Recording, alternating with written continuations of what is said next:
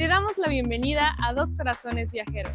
Somos Rosy y Elik, dos historiadores a quienes les apasiona compartir la cultura alrededor del mundo. Acompáñanos a visitar ciudades, calles, museos, monumentos, catedrales y más. ¿Estás lista? ¿Estás listo?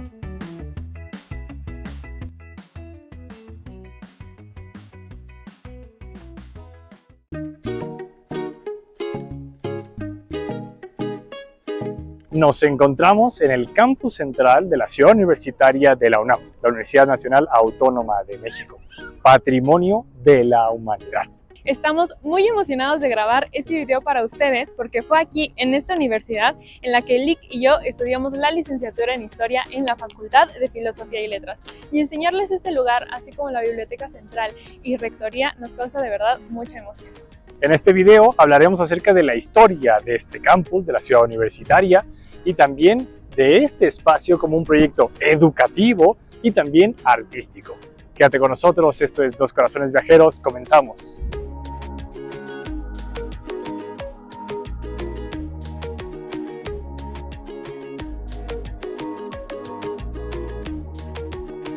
Para entender Ciudad Universitaria hay que retroceder aproximadamente 5 siglos. La universidad no nació aquí, sino en el corazón de lo que hoy es el centro histórico, dispersa en distintos edificios. Su origen se remonta a 1551, cuando la corona española autorizó la creación de una universidad real en la Nueva España. La motivación era doble: formar clérigos y funcionarios capaces de sostener la administración virreinal y ofrecer a los criollos, es decir, a los hijos de los españoles nacidos en la Nueva España, la formación necesaria para ocupar puestos destacados. Así, en 1553 abrió sus puertas la Real Universidad de México, financiada por el monarca y organizada según el modelo medieval, con facultades de artes, teología, cánones, leyes y medicina. Con el tiempo, la institución se consolidó como Imperial y Regia Universidad de México, obediente a la monarquía y profundamente ligada al orden colonial.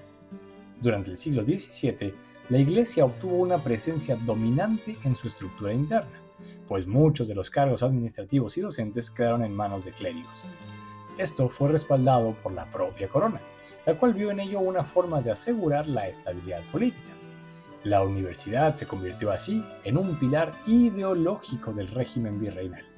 Sus enseñanzas escolásticas reforzaban el statu quo y sus graduados nutrían la burocracia novohispana. Incluso en el siglo XVIII, cuando las reformas borbónicas desplazaron a los criollos de cargos importantes, la universidad permaneció leal y silenciosa sin cuestionar el orden vigente. Pero una vez que México obtuvo su independencia, aquella estructura colonial que se autodesignó como Nacional y Pontificia Universidad de México resultó incompatible con el proyecto republicano, ya que el país buscaba una educación superior distinta, moderna y acorde al nuevo Estado. En consecuencia, en 1834, el gobierno consideró que la antigua corporación era inútil, irreformable y perniciosa, y decretó su cierre. Durante las décadas siguientes, la universidad experimentó clausuras y reaperturas constantes. Hubo que esperar hasta 1910 para la creación de una universidad que aspiraba a tener un carácter verdaderamente nacional. Impulsada por Justo Sierra, la Universidad Nacional de México nació con el espíritu de refundación. Ya no debía reproducir el modelo colonial, sino convertirse en el centro intelectual del país moderno. Sin embargo, esta nueva universidad enfrentó pronto un desafío: la falta de independencia respecto al gobierno. Eran los funcionarios quienes nombraban rectores, alternaban planes de estudio y exigían alineamiento ideológico. Por ello, profesores, juristas y diputados pugnaron por la autonomía. Pero quienes realmente la conquistaron fueron los estudiantes, a través de semanas de marchas, paros y debates públicos. El 22 de julio de 1929, el gobierno terminó por reconocer la autonomía universitaria, permitiendo que la institución eligiera sus autoridades y definiera sus propios contenidos académicos. A partir de ese momento, la universidad adquirió una nueva identidad y el nombre que lleva hasta la fecha: Universidad Nacional Autónoma de México. Su crecimiento durante las siguientes décadas fue rápido, Más escuelas, más estudiantes, más investigación. Pero seguía dispersa en el centro histórico, ocupando edificios como el antiguo Colegio de San Ildefonso, el Palacio de la Escuela de Medicina, la antigua Academia de San Carlos y el Palacio de Minería. Esa fragmentación dificultaba la vida universitaria. Por esta razón, arquitectos, profesores y autoridades universitarias comenzaron a imaginar un campus unificado, capaz de reunir en un solo espacio a toda la comunidad dispersa por el centro histórico. El primer intento se llevó a cabo en 1928 y fue propuesto por alumnos de la entonces Escuela Nacional de Arquitectura, quienes planearon la construcción del campus en Huipulco. Pero la idea no prosperó. Fue hasta la década de 1940 cuando la aspiración cobró forma ante la insistencia del rector Rodolfo Brito Foucher. Se propuso como ubicación el Pedregal de San Ángel y en 1945 el Congreso de la Unión aprobó la Ley sobre Fundación y Construcción de la Ciudad Universitaria. Al año siguiente, el rector Salvador Subirán gestionó ante el gobierno del presidente Manuel Ávila Camacho la adquisición de los terrenos necesarios, los cuales fueron expropiados. Ahora bien, ¿cómo sería el nuevo campus? ¿Qué diseño seguiría? Inmediatamente se lanzó una convocatoria en la Escuela Nacional de Arquitectura para recibir anteproyectos. El trabajo ganador fue el presentado en conjunto por Teodoro González de León, Armando Franco y Enrique Molinar, bajo la dirección de los prestigiosos arquitectos Mario Pani y Enrique del Moral, quienes finalmente se quedaron a cargo del proyecto. Al equipo también se sumó Mauricio de María y Campos, aunque falleció en el proceso, lo que ha hecho que su nombre sea mencionado escasamente. Los arquitectos recibieron una superficie de 200 hectáreas, es decir, 2 millones de metros cuadrados. Pusieron manos a la obra. En 1948 comenzaron los primeros trabajos de infraestructura: deslinde general, red hidráulica y sanitaria, túneles, puentes y caminos. Sin embargo, por falta de recursos, las obras se desarrollaron con cierta lentitud. Debieron esperar hasta 1950 a que se diera un nuevo impulso al proyecto constructivo bajo el apoyo decidido de Miguel Alemán, uno de los primeros presidentes mexicanos egresados de la Universidad Nacional de México. En abril de ese año, el reconocido arquitecto Carlos Lazo asumió el cargo de gerente general del proyecto de construcción y para el mes de junio, exactamente el día 5, se colocó la primera piedra del campus. ¿A qué edificio crees que correspondió tal honor? A la Torre de Ciencias, que hoy es la Torre 2 de Humanidades. El momento meritó una ceremonia presidida por el rector Luis Garrido y el secretario de Gobernación Adolfo Ruiz Cortines. Y a todo esto, ¿en qué consistía el proyecto arquitectónico? Ciudad Universitaria se planteó como una gran obra del modernismo mexicano, movimiento que hizo una síntesis entre las corrientes internacionales del momento y la tradición mexicana. Del primer lado recibió las corrientes del funcionalismo y el racionalismo, que se preocuparon especialmente por la habitabilidad de los espacios. Por ejemplo, en Ciudad Universitaria vemos corredores al aire libre que están techados, pensados especialmente por su funcionalidad para proteger a las personas de las lluvias o el sol. Asimismo, se utilizaron materiales duraderos, como el concreto y el ladrillo vitrificado. Por otro lado, está la intención de evocar el México antiguo y mostrar con ello una tradición mexicana. Si nos fijamos con atención, el campus es un espacio que presenta desniveles y espacios abiertos. Su diseño con edificios, plazas y jardines, separados por escalinatas, se propone recordar los centros urbanos prehispánicos. Esta síntesis de tradiciones, por supuesto, convive con el paisaje natural que rodea la zona, compuesto por suelo volcánico y una extensa área verde. Así que teníamos a Carlos Lazo como gerente general y a Mario Pani y Enrique del Moral como los autores del proyecto maestro. Pero la empresa aún era demasiado grande y ambiciosa. Fueron nombrados 50 arquitectos más. Estos trabajaron en equipos de 2 o 3 personas para encargarse de la construcción de cada uno de los edificios del campus. Es por eso que todos los inmuebles tienen su propia personalidad, a la vez que se relacionan de manera armónica con el resto del conjunto. ¿Y quién se encargó de la coordinación de esos 50 arquitectos? La arquitecta María Estela Flores Barroeta, única mujer que participó en las obras. Pero en la construcción no solo participaron arquitectos, sino también artistas plásticos con la intención de que su obra fuera parte de la estructura misma del edificio. No se trataba de que pintaran un cuadro para colgar en alguna pared interior. No, se trataba de integrar arquitectura, pintura e incluso escultura en un mismo edificio. Esto fue parte de un movimiento que surgió en México a finales de los años 40, conocido como integración plástica. Era precisamente eso lo que buscaba, que el trabajo de las tres artes quedara integrado, fundido, en una misma obra. El movimiento proponía que la estética no fuera solo un agregado de la arquitectura, sino un resultado.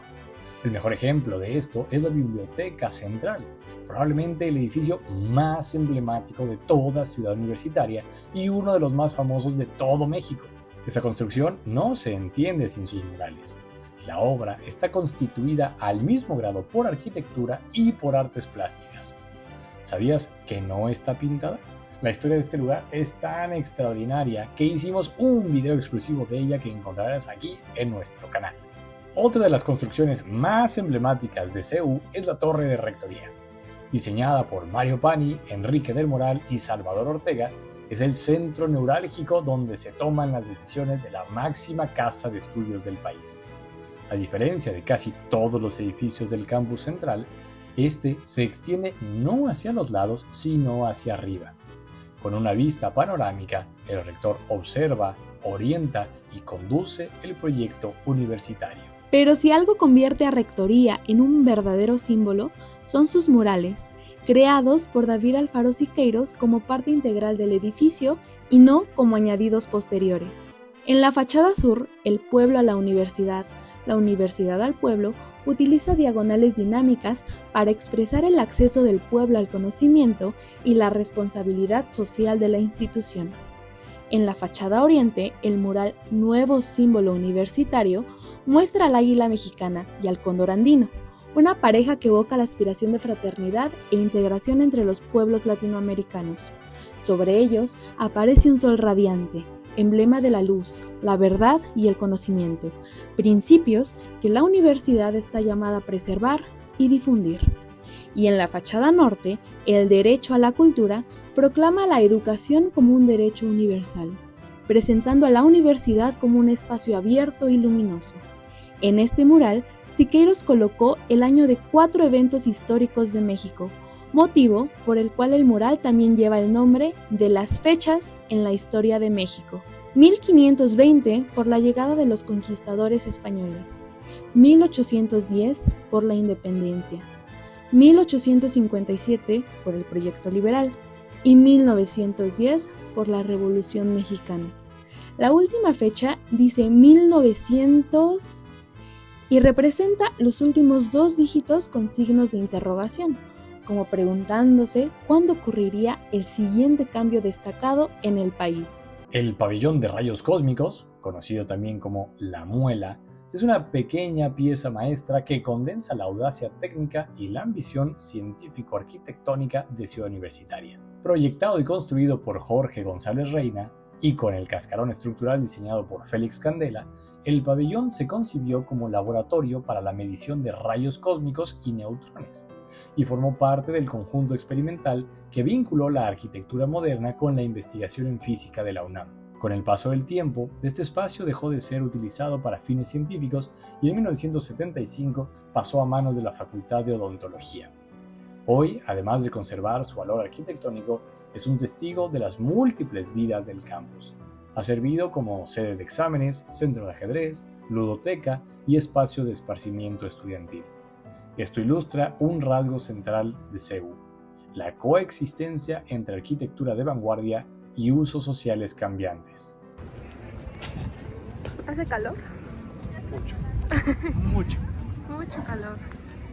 También tenemos el Estadio Olímpico, que tiene una capacidad de 72,000 espectadores.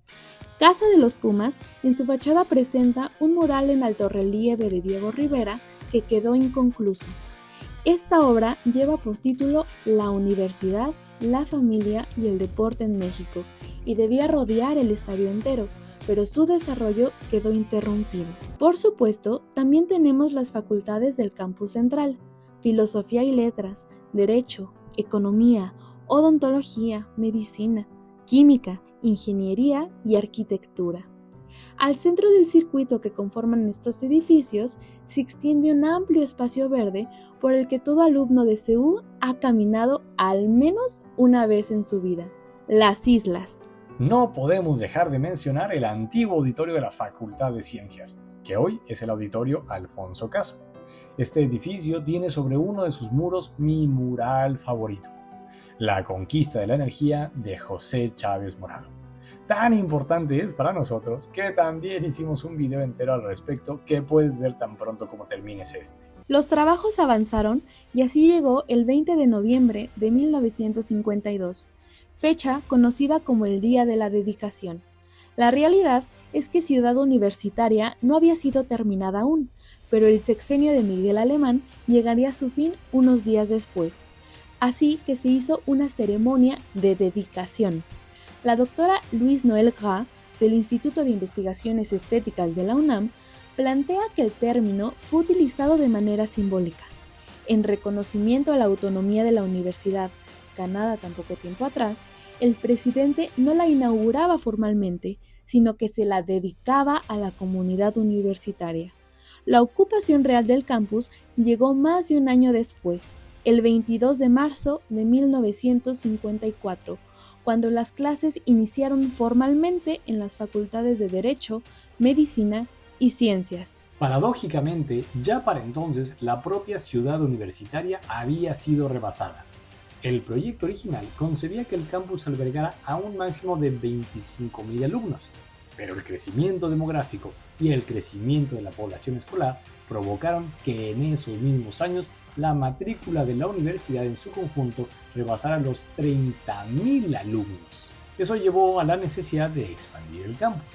Con el tiempo se crearon otras zonas con más facultades, institutos de investigación, museos y por supuesto el Centro Cultural Universitario, del que también hablamos en otro video. Para darnos una idea en números de este crecimiento, en 1954 la planta construida de CEU era de poco más de 194.000 metros cuadrados. Para la década de 1970 casi se había duplicado y para 2007 casi se había multiplicado por 10, más de 1.100.000 metros cuadrados. Para que termines de dimensionar el tamaño de CEU, entre el campus central y el Centro Cultural Universitario existen 2,5 kilómetros de distancia. Eso explica que dentro de Ciudad Universitaria haya 13 rutas de transporte interno. A bordo del famoso Puma Bus, la comunidad unamita puede llegar de un extremo del campus a otro. El proyecto arquitectónico y artístico del campus central de CEU es tan importante que el 18 de julio de 2005 fue nombrado Monumento Artístico Nacional, y el reconocimiento mundial llegó tan solo 2 años más tarde. En 2007 fue inscrito por la UNESCO en la lista de Patrimonio de la Humanidad, y sobre el conjunto se dijo que encarna valores sociales y culturales de trascendencia universal y ha llegado a ser uno de los símbolos más importantes de la modernidad en América Latina. Vale la pena señalar que solo 5 universidades en el mundo poseen un campus considerado Patrimonio Mundial: la de Alcalá de Henares en España, la de Coimbra en Portugal, la de Caracas en Venezuela, la de Virginia en Estados Unidos y la UNAM. Por supuesto, Ciudad Universitaria también ha sido el escenario de movimientos, protestas y controversias. Fue el lugar de donde partió una de las marchas más importantes de 1968, año de especial relevancia en los movimientos estudiantiles de México. También es objeto de debates como la ocupación del auditorio de la Facultad de Filosofía y Letras, que originalmente llevaba el nombre de Justo Sierra, pero fue cambiado a Che Guevara. Al mismo tiempo, el tráfico de drogas ha causado muertes y se ha registrado más de un deceso bajo circunstancias no del todo esclarecidas. Por eso, algunos investigadores se han propuesto estudiar la UNAM y el campus de Ciudad Universitaria desde una perspectiva distinta a la del reconocimiento y elogio de sus grandes méritos.